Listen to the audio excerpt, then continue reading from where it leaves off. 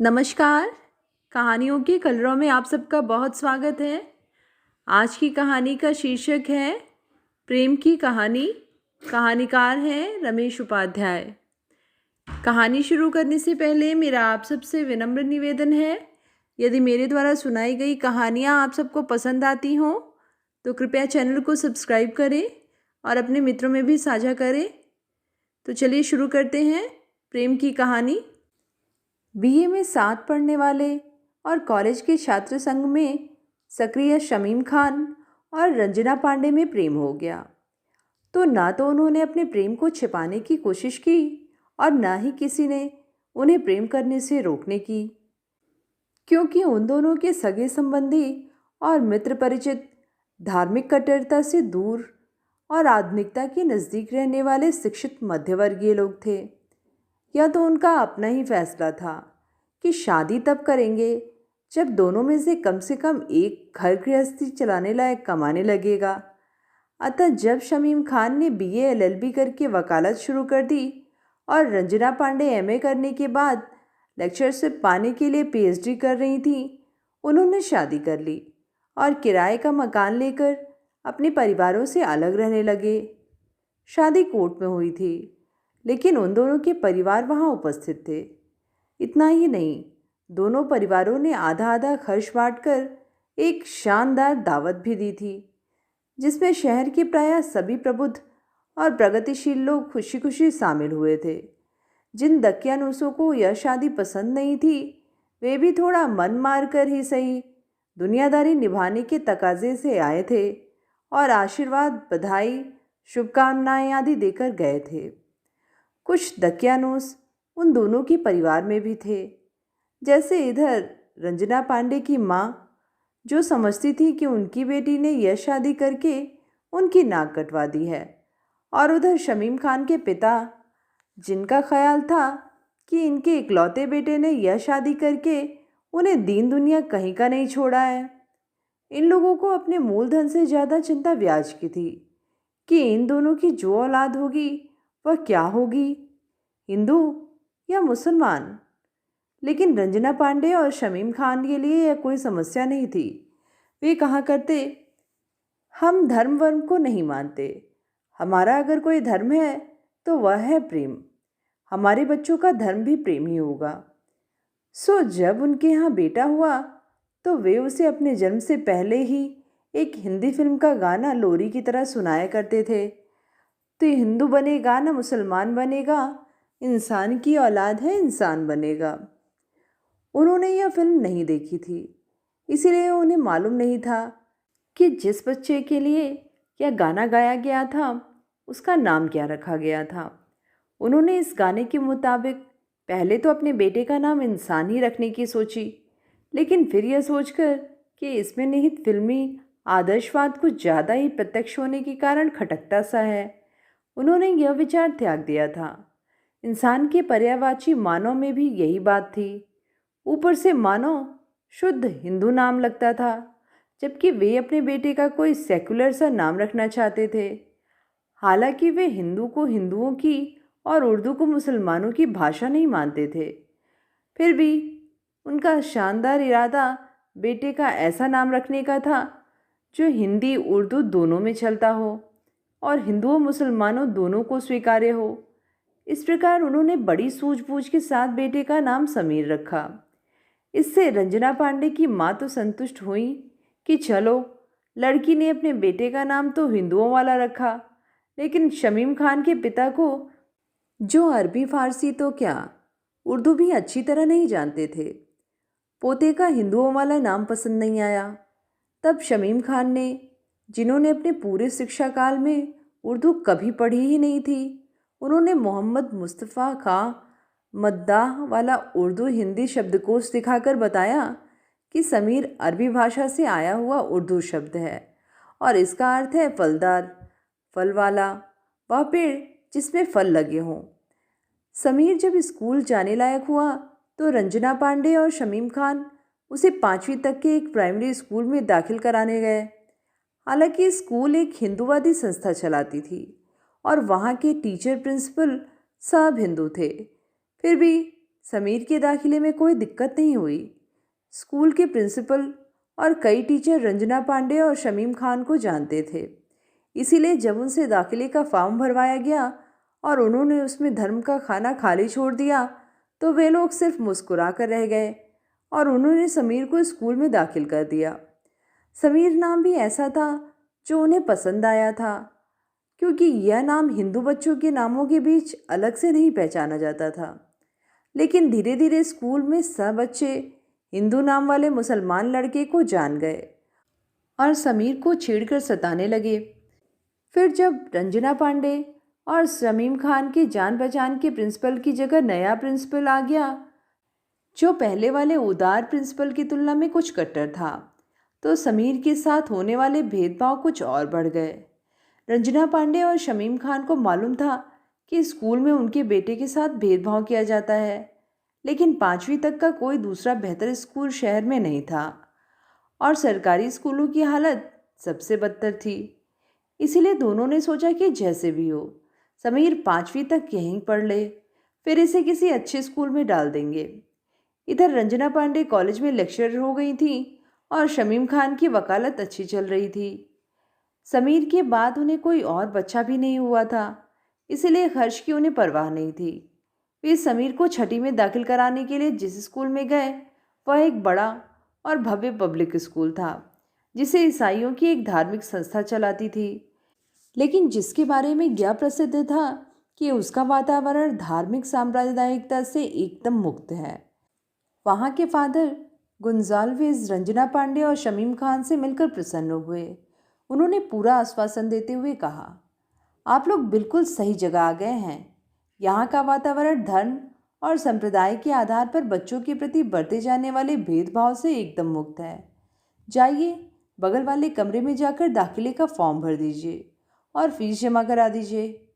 लेकिन वे दूसरे कमरे में समीर का दाखिला कराने पहुंचे तो यह देखकर हैरान रह गए कि वहाँ ननों के से सफ़ेद कपड़े पहने और गले में क्रॉस लटकाए बैठी ईसाई महिला के साथ कुर्ता धोती और बंडी पहने एक तिलकधारी पंडित बैठा है, जिसने अपने सिर के पीछे गांठ लगी चोटी और हिंदुत्व की पताका सी फहरा रखी है। वे अपनी बारी की प्रतीक्षा में वहाँ पड़ी खाली कुर्सी पर बैठ गए। रंजना पांडे ने शमीम खान से कान में कहा, वाह क्या सेकुलर दृश्य है, और शमीम खान मुस्कुराते हुए फुसफुसाए, साथ में एक मुल्ला और एक ग्रंथी भी बिठा देते तो सर्वधर्म समभाव का सीन पूरा हो जाता। उनकी बारी आई तो ईसाई महिला ने एक फॉर्म शमीम खान की ओर बढ़ाते हुए कहा, इसे भर दीजिए और पंडित जी से चेक कराकर उधर काउंटर पर फीस जमा करा दीजिए। शमीम खान ने फॉर्म भरकर तिलकधारी पंडित के सामने सरका दिया। पंडित ने उस पर नज़र डालते ही उसे लौटाते हुए कहा, धर्म का खाना खाली क्यों छोड़ दिया है? नाम के आगे अपना धर्म भी लिखो। शमीम खान ने फॉर्म लेने के लिए हाथ नहीं बढ़ाया और कहा, पहली बात यह है कि आप तमीज़ से बात कीजिए, लिखो नहीं लिखिए कहिए। और दूसरी बात यह है कि मैंने धर्म का खाना गलती से नहीं जानबूझकर खाली छोड़ा है। पंडित ने शमीम खान को नहीं, समीर और रंजना पांडे को भी घूर कर देखा और अपनी गलती ना मानने वालों की सी धृष्टता के साथ सॉरी कहते हुए फॉर्म शमीम खान के सामने पटक दिया। उसने खाली खाने पर अपनी मोटी और भद्दी तर्जनी से 2 बार ठक ठक की और भर दीजिए का उच्चारण भर दो से भी ज़्यादा हिकारत भरे अंदाज में करते हुए कहा, नाम शमीम खान है तो धर्म का खाना खाली क्यों छोड़ा है? आप जो भी हैं इसमें भर दीजिए। शमीम खान ने स्वयं को नियंत्रित करते हुए शांत स्वर में कहा, देखिए मैं मुसलमान हूँ और मेरी पत्नी हिंदू है। हमने प्रेम विवाह किया है और हम धर्म वर्म को नहीं मानते। ओह अच्छा। पंडित ने रंजना पांडे को घूर कर देखा और फिर समीर को। अपने चेहरे पर आए घृणा के भाव को उसने छिपाया नहीं और कठोर भाव से कहा, आप क्या मानते हैं? इसमें हमें कोई मतलब नहीं है। स्कूल को यह मालूम रहना चाहिए कि बच्चा किस धर्म का है, या हिंदू है या मुसलमान, जो भी है। आपके नाम के आगे लिखे धर्म से ही पता चलेगा ना। इसीलिए इस खाने को भरिए और मेरा समय नष्ट न करिए। शमीम खान ने चुपचाप धर्म के खाने में प्रेम लिखा और फॉर्म पंडित के आगे बढ़ा दिया। यह पंडित बौखला गया। यह क्या है? प्रेम आप अपने घर में या बेडरूम में कीजिए, यहाँ यह नहीं चलेगा। इसे काटकर हिंदू या मुसलमान, जो भी आप इस लड़के को बनाना चाहते हैं वो लिखिए। रंजना पांडे, जो अब तक चुपचाप बैठी थी, बोल उठी। इन्होंने बिल्कुल ठीक लिखा है। प्रेम ही हमारा और हमारे बच्चे का धर्म है। प्रेम कोई धर्म नहीं है, पंडित ने सख्त और ऊंची आवाज में कहा। जैसे एक स्त्री ने, और वह भी एक हिंदू स्त्री ने, एक मुसलमान से शादी करके उसके सामने जबान खोलकर उसका भारी अपमान कर दिया हो। लेकिन शमीम खान ने शांतिपूर्वक कहा, देखिए, प्रेम विवाह के पहले हम हिंदू मुसलमान थे, लेकिन इसके बाद ना ये हिंदू रही और ना मैं मुसलमान। अब हम सिर्फ प्रेमी हैं। प्रेम ही हमारा धर्म है और हमारे बच्चे का भी धर्म प्रेम ही होगा। मैं ये बकवास सुनना नहीं चाहता, पंडित ने दाखिले का फॉर्म शमीम खान की तरफ फेंकते हुए मानो उसके मुंह पर मारते हुए कहा। लड़के का दाखिला कराना है तो धर्म के खाने में अपना या अपनी पत्नी का धर्म लिखो, नहीं तो दफा हो जाओ। शमीम खान और रंजना पांडे अनपढ़ और गरीब होते तो इस प्रकार दुत्कारे जाने पर या तो घबराकर धर्म के खाने में हिंदू या मुसलमान लिख देते या समीर का दाखिला कराए बिना ही वहाँ से चले जाते। मगर शमीम खान वकालत करते थे और रंजना पांडे कॉलेज में पढ़ाती थीं। शादी के पहले भी दोनों संपन्न परिवारों के थे और उच्च शिक्षा प्राप्त थे, अतः दोनों अड़ गए। उन्होंने पंडित की बदतमीजी के लिए उसे फटकारते हुए कहा, जब हम कह रहे हैं कि हमारा धर्म प्रेम है तो है। तुम नहीं मानते तो साबित करो कि प्रेम कोई धर्म नहीं है और यह बात लिख दो। हम तुम पर अपने धर्म की मानहानि का मुकदमा चलाएंगे। पंडित क्रोध से कांपने लगा और उठकर खड़ा हो गया। आप लोग लड़के का दाखिला कराने आए हैं या स्कूल के साथ मजाक करने? चलिए प्रिंसिपल के पास चलिए आप लोग। वे तीनों उसके पीछे पीछे प्रिंसिपल के कमरे में गए। फादर गुंजालवेज ने पंडित की आवेशपूर्ण बातें शांतिपूर्वक सुनी और सारा मामला समझकर मुस्कुराते हुए कहा, इसमें गलत क्या है पंडित जी? जो जिसे अपना धर्म मानता है वही उसका धर्म है। अगर इन लोगों का धर्म प्रेम है तो इन्होंने जो लिखा है ठीक है। दुनिया में हजारों धर्म चल रहे हैं, एक इनका भी चलने दीजिए। जाइए बच्चे को दाखिल कर दीजिए। पंडित ने समीर को दाखिल तो कर दिया, लेकिन वह पहले ही दिन से उसका दुश्मन बन गया। स्कूल में पहले ही दिन समीर को पता चल गया कि पंडित यहाँ का हिंदी टीचर है। हिंदी फिल्मों में हिंदी टीचर बड़े मूर्ख और हास्यास्पद दिखाए जाते हैं, लेकिन पंडित बड़ा धूर्त और खलनायक जैसा था। हालांकि अभी पढ़ाई शुरू नहीं हुई थी और समीर की कक्षा में तो उसका कोई काम ही नहीं था, फिर भी वह आधमका और स्कूल में दाखिल हुए नए बच्चों से हंसती खेलती टीचर के कान में समीर को देखते दिखाते ना जाने क्या कह दिया कि उसके जाने के बाद टीचर समीर को घूर घूर कर देखती रही। कुछ दिन बाद समीर ने देखा कि स्कूल के कई शिक्षक और छात्र उसे घूर कर देखते हैं और कुछ बच्चे पीठ पीछे मगर उसे सुनाते हुए प्रेम कहते हैं और ज़ोर से हंसते हैं। समीर ने यह बात अपने माता पिता को बताई तो वे एक दिन उसके स्कूल जाकर तिलकधारी पंडित से मिले। उन्होंने उसे समझाने की कोशिश की। देखिए, हम दोनों सुशिक्षित परिवारों के उदार, धर्मनिरपेक्ष और जनतांत्रिक वातावरण में पले हैं। हमने उच्च शिक्षा प्राप्त की है। शिक्षा काल में हम एक प्रगतिशील छात्र संगठन और जनहित के सामाजिक कार्यों में सक्रिय रहे हैं। हमने बाकायदा प्रेम विवाह किया है, जो सामाजिक या कानूनी दृष्टि से कोई गलत काम नहीं है। हमारे संविधान में देश के सभी नागरिकों को यह अधिकार प्राप्त है कि वे जिस धर्म को मानना चाहे माने। हमारा जन्म भले हिंदू और मुसलमान के रूप में हुआ हो, पर अब हम प्रेम को अपना धर्म मानते हैं और ऐसा मानने का हमें पूरा अधिकार है। लेकिन प्रेम कोई धर्म नहीं है, पंडित ने खींचते हुए कहा। प्रेम तो शाश्वत और सनातन धर्म है, रंजना पांडे ने कहा और कई महापुरुषों को उद्धृत करते हुए हिंदू पौराणिक गाथाओं से अनेक उदाहरण दे डाले। शमीम खान ने भी साहित्य, सिनेमा, इतिहास और लोक गाथाओं वाले अनेक प्रेमियों के उदाहरण देते हुए प्रेम के लौकिक और अलौकिक स्वरूपों का वर्णन किया। पंडित उन दोनों के सामने निहायत मूर्ख और अज्ञानी सिद्ध हो गया। इसीलिए क्रुद्ध हो उठा और दहाड़ती सी आवाज में बोला, धर्म के बारे में तुम लोग हम ब्राह्मणों से ज़्यादा नहीं जानते हो। निश्चित ही नहीं, शमीम खान ने शांत स्वर में कहा। हम न तो धर्म का धंधा करते हैं और न धर्म की राजनीति करने की सोचना भी मत, पंडित ने धमकाते हुए कहा। सोचना तो अपने लड़के के भविष्य के बारे में सोचना कि अब प्रेमी बनकर नहीं, हिंदू या मुसलमान बनकर ही समाज में रह सकता है। पंडित से निराश होकर रंजना पांडे और शमीम खान समीर को साथ लेकर प्रिंसिपल फादर गुंजालवेज के पास गए। उन्हें शायद उम्मीद थी कि दाखिले वाले दिन की तरह आज भी प्रिंसिपल उन्हें सही और पंडित को गलत मानते हुए उसे बुलाकर समझाएंगे। लेकिन प्रिंसिपल ने पंडित का पक्ष लेते हुए कहा, देखिए, दो धर्मों का घालमेल ठीक नहीं है। या तो आप दोनों हिंदू बन जाइए या दोनों मुसलमान। अगर हिंदू मुसलमान नहीं रहना चाहते तो ईसाई बन जाइए। शमीम खान ने कहा, क्यों? जब देश में हिंदू मुसलमान साथ रह सकते हैं तो घर में क्यों नहीं? देश में साथ रहने पर भी उनकी संतानें अलग अलग होती हैं। वे हिंदू और मुसलमान के रूप में अलग अलग पहचानी जाती हैं। घर में साथ रहने पर दोनों की जो संतानें होती हैं उसके बारे में यह साफ होना ज़रूरी है कि वह हिंदू है या मुसलमान। आप लोग इस पहचान को गायब कर देना चाहते हैं। यह ठीक नहीं है। क्यों ठीक नहीं है?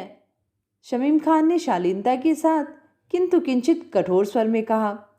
फादर गोंजाल्वेज ने निहायत ठंडे स्वर में कहा, आप क्या कोई पीर पैगंबर हैं या संत महात्मा जो प्रेम नाम का अपना अलग ही धर्म चलाना चाहते हैं? यह तमाम धर्मों के साथ धोखा है। हम किसी को धोखा नहीं दे रहे हैं, रंजना पांडे ने कहा। तो ठीक है, आपको जो करना हो कीजिए, पर मेहरबानी करके यहाँ से आप चले जाइए। शमीम खान के एक मित्र अब्दुल कादिर, जिन्हें वे कॉमरेड कादिर कहा करते थे, अक्सर उनसे मिलने आया करते थे। उसी दिन शाम को वे अपने घर आए। शमीम खान और रंजना पांडे ने जब उन्हें बताया कि स्कूल में समीर के दाखिले के समय धर्म के खाने में प्रेम लिखने पर कैसा हंगामा हुआ, तो वे हंसकर बोले, वाह, आप लोगों को बता दिया कि फ़कत एक शब्द प्रेम लिखकर भी हम संप्रदायवाद के खिलाफ प्रोटेस्ट कर सकते हैं, लेकिन सांप्रदायिक राजनीति करने वालों से उलझना ठीक नहीं। उनसे अकेले अकेले और व्यक्तिगत स्तर पर नहीं, संगठित होकर सामूहिक रूप से ही लड़ा जा सकता है। यानी पहले हम तुम्हारी पार्टी के सदस्य बने, फिर तुम्हारा लाल परचम लहराते हुए उनसे लड़ने जाएं? शमीम खान ने हंसते हुए कहा, कॉमरेड अब्दुल कादिर, तुम बरसों से हम लोगों को अपना काडर बनाने की कोशिश कर रहे हो। अब यह कोशिश करना बंद कर दो। हम लोगों को राजनीति में कभी नहीं जाना है। प्रेम करोगे और राजनीति से बचे रहोगे? अब्दुल कादिर ने कहा। बचे ही हैं, शमीम खान बोले। शादी करते वक्त हमें डर लग रहा था कि हमारी वजह से कहीं सांप्रदायिक दंगा ना हो जाए।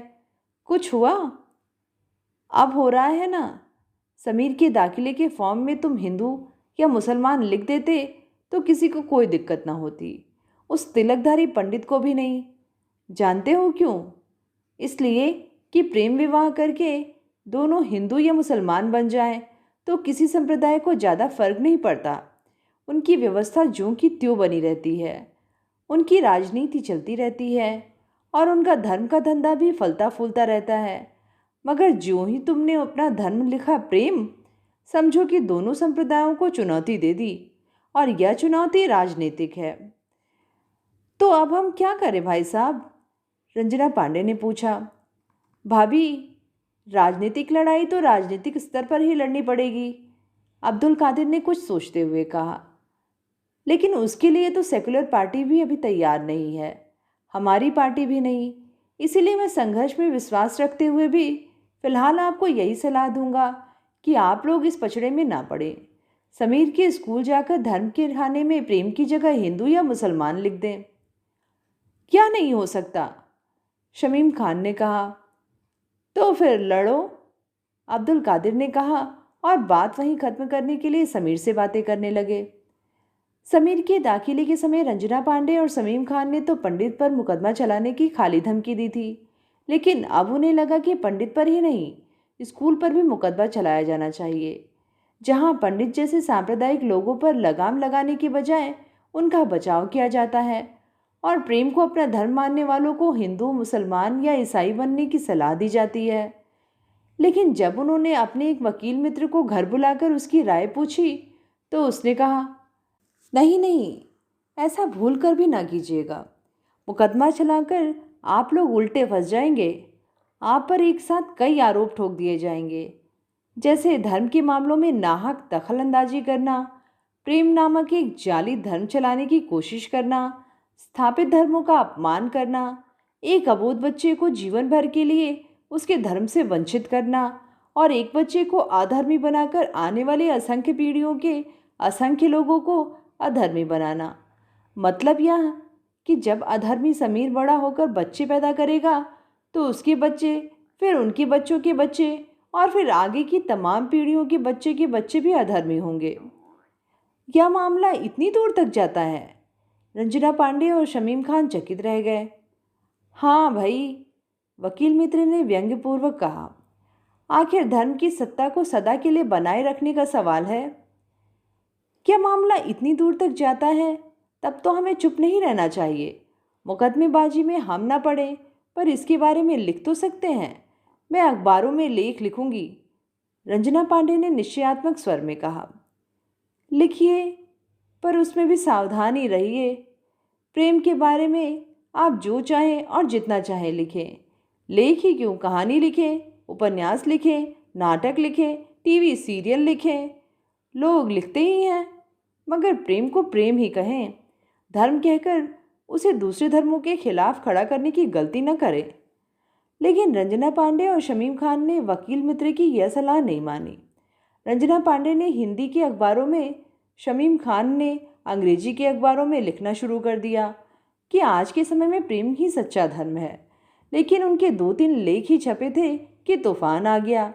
अखबारों में उनके खिलाफ पहले पाठकों के पत्र छपे, फिर छोटी छोटी टिप्पणियाँ, फिर बड़े बड़े लेख। उनमें कहा जा रहा था कि प्रेम को धर्म बताना धर्म के साथ खिलवाड़ करना या उसका मजाक उड़ाना है। इससे धार्मिक लोगों की भावनाओं को चोट पहुंचती है। अतः ऐसे लेख नहीं छपने चाहिए और ऐसे लेख लिखने वालों को दंडित किया जाना चाहिए। देखते देखते प्रेम के संदर्भ में बहुत से नैतिक, सामाजिक, सांस्कृतिक और कानूनी मुद्दे उठाए जाने लगे, जैसे प्रेम विवाह संबंधी नियम कानूनों पर पुनर्विचार करके उन्हें जनहित में सुसंगत बनाया जाए। प्रेम विवाह के बाद पति के ही धर्म को पत्नी और बच्चों का धर्म माना जाए। लड़कों का धर्म उनके वयस्क होने तक और लड़कियों का धर्म उनका विवाह होने तक नहीं माना जाए। जो उनके पिता का धर्म हो, धर्म परिवर्तन की अनुमति केवल अविवाहित लोगों को अथवा केवल उन लोगों को हो जिनकी सभी संतानें वयस्क हो चुकी हों, इत्यादि। फिर यह भी हुआ कि शमीम खान और रंजना पांडे के विरुद्ध झूठी सच्ची तरह तरह की अफवाहें फैलाई जाने लगी। उन पर तरह तरह के आरोप लगाए जाने लगे और जलसों, जुलूसों, भाषणों, सेमिनारों, पत्र पत्रिकाओं और टीवी चैनलों में खुलकर उनकी निंदाएं की जाने लगीं। उनके खिलाफ तरह तरह के नारे और पोस्टर लगाए जाने लगे। मसलन एक नारा था, धर्म के साथ धोखेबाजी नहीं चलेगी, नहीं चलेगी। प्रेम के नाम पर जालसाजी नहीं चलेगी, नहीं चलेगी। और एक पोस्टर था जिसमें शमीम खान और रंजना पांडे को एक दूसरे से लिपटे हुए सांप सापिन के रूप में और समीर को उसके सपोले के रूप में दिखाया गया था। नीचे लिखा था, भोले भाले हिंदुस्तान, इन सांपों से सावधान। एक दिन समीर ने देखा कि यह पोस्टर उसके स्कूल के अंदर भी एक दीवार पर चिपका हुआ है। उसे बहुत बुरा लगा और उसने प्रिंसिपल के पास जाकर उसकी शिकायत की। प्रिंसिपल और वाइस प्रिंसिपल ने खुद उसके साथ जाकर उस पोस्टर को देखा। प्रिंसिपल पोस्टर देखकर बहुत नाराज हुए। उन्होंने वाइस प्रिंसिपल को सख्ती से आदेश दिया, इसे तुरंत यहाँ से हटवाइए और पता लगाइए कि इसे यहाँ लाकर किसने लगाया, या जिसका भी काम हो उसे सख्त सज़ा मिलनी चाहिए। लेकिन प्रिंसिपल के इस आदेश के बावजूद यह पोस्टर कई दिनों तक दीवार पर लगा रहा। आखिर एक दिन समीर ने ही उसे फाड़कर फेंक दिया। इसके दूसरे ही दिन समीर की कक्षा में हिंदी की टीचर तिलकधारी पंडित पाठ्यपुस्तक हाथ में लेकर देशभक्ति नामक पाठ पढ़ाते हुए कह रहा था, हमें अपने देश से प्रेम करना चाहिए। कहते कहते अचानक उसने समीर की ओर देखा और व्यंग्यपूर्वक कहा, क्यों प्रेमी जी, करना चाहिए कि नहीं? वैसे आपका अपने देश और धर्म से क्या वास्ता? फिर भी कोर्स में है, इसलिए देशभक्ति का पाठ तो आपको भी पढ़ना ही चाहिए और पढ़ना ही पड़ेगा। तो बताइए, हमें अपने देश से प्रेम करना चाहिए कि नहीं? समीर समझ रहा था कि पंडित उसका अपमान कर रहा है, इसलिए उसने सीधा जवाब न देकर कहा, मेरे माता पिता कहते हैं कि देश का मतलब दीवार पर टंगा देश का नक्शा नहीं होता। देश का मतलब होता है देश के लोग। अब अगर आप देश हैं तो मैं देश से प्रेम करने से पहले जानना चाहूँगा कि देश भी मुझसे प्रेम करता है या नहीं। पंडित यह सुनकर चिढ़ गया। बोला, यहाँ बात लैला मजनू के प्रेम की नहीं, देशभक्ति के प्रेम की हो रही है। देश तुम्हारी प्रेमिका नहीं है कि वह भी तुमसे प्रेम करे। देश भगवान है और तुम उसके भक्त। देश तुम्हारा स्वामी है और तुम उसके सेवक। भगवान अपने भक्त से और स्वामी अपने सेवक से प्रेम करे या ना करे, भक्त को भगवान की और सेवक को स्वामी की सेवा करनी ही चाहिए। इस प्रकार देश प्रेम का अर्थ है देशभक्ति और देश की सेवा। समझे? समीर ने जानबूझकर सिर हिलाया कि नहीं समझा। पंडित आग बबूला होकर ऊंचे स्वर में बोला, नहीं समझा तो ठीक है, मैं समझाता हूँ। चल, कान पकड़कर डेस्क पर खड़ा हो जा और 100 बार बोल, मैं देश प्रेमी हूँ, अर्थात मैं देशभक्त हूँ, मैं देश का सेवक हूँ। स्कूल में छात्रों को मारना पीटना मना था, पर शिक्षक ऐसी अहिंसक सजाएं छात्रों को दे सकते थे और छात्रों को ऐसी सजाएं स्कूल का अनुशासन बनाए रखने के लिए भुगतनी ही पड़ती थी। पंडित द्वारा दी गई सजा समीर को अत्यंत अपमानजनक लगी।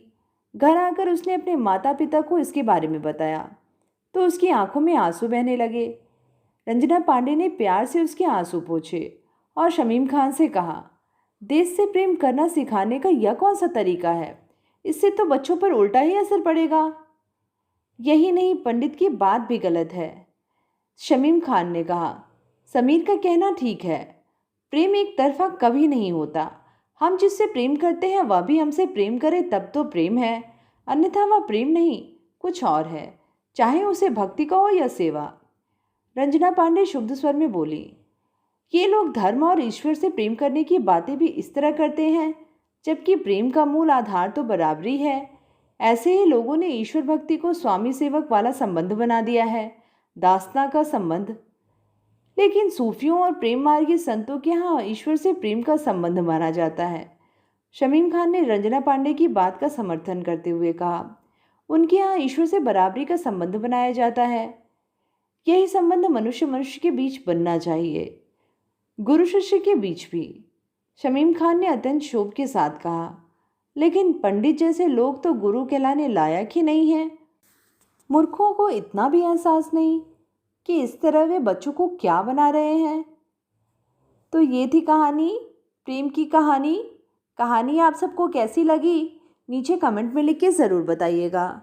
आगे भी ऐसी कहानियाँ सुनते रहने के लिए चैनल को ज़रूर सब्सक्राइब करें और अपने मित्रों में भी साझा करेंगे। फिर मिलेंगे एक नई कहानी के साथ। धन्यवाद।